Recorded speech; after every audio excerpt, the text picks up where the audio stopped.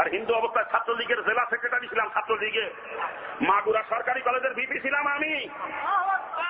ছাত্রলীগের প্যানেল থেকে কলেজের ভিপি নির্বাচিত হয়েছিলাম। আজকে যদি আওয়ামী লীগ করতাম আজকে এমপি না, আজকে আমি মিনিস্টার হতাম। এত দাপট ছিল আমার দলের মধ্যে, জানেন আপনারা? আমার নাম শুনলেও মানুষ ভয় পাইতো, এত বড় ক্যাডার ছিলাম আমি ছাত্রলীগের। নাম শুনলেও ভয় পাইতো মানুষ। মহিলারা বাচ্চাদেরকে ঘুম পড়াইতো আমার নাম কইয়ে, যে আসতেছে কিন্তু রানা মাস্তান। আমার নাম, যার নাম ছিল রানা, আসতেছে কিন্তু কইলেই বাচ্চারা ভয়তে চোখ বন্ধ ঘুমাই যেত ভয়তে। আমি সেই ক্যাডার, সেই মাস্তান। কিন্তু যখন আমি ইসলাম গ্রহণ করলাম, আল্লাহ তাআলা আমাকে বুঝ দিয়ে দিলেন, মুসলমান তো কখনো কুফরি মতবাদ কায়েমের চেষ্টা করতে পারে না। কুফরি মতবাদ কায়েমের চেষ্টা ওরাই করবে যারা কাফের, তারা, ঠিক কিনা? আর যে মুসলমান সে ইসলাম কায়েমের চেষ্টা করবে, ঠিক কিনা?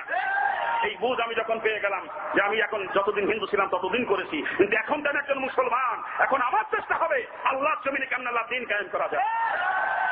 এই বুঝ আমি যখনই পেয়ে গেলাম, সঙ্গে সঙ্গে ছাত্রলীগের জেলা সেক্রেটারির দায়িত্বে ইস্তফা দিয়ে তওবা করে ফিরে চলে আসলাম কোরআনের ছায়ার নিচে। আমি কোরআন নিয়ে আন্দোলন করি, আল্লাহর কোরআন নিয়ে।